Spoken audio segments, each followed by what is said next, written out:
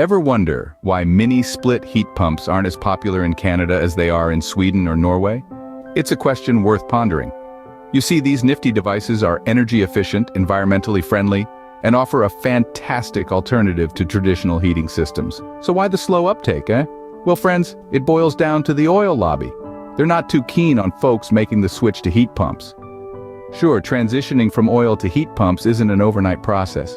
It requires time, money, and a bit of adjustment. But hey, whoever said change was easy? And that's the short and sweet of it. Mini split heat pumps could revolutionize our Canadian winters, if only we'd let them. But until the oil lobby loosens its grip, we're stuck in the cold, literally. Until next time, stay warm out there, Canada.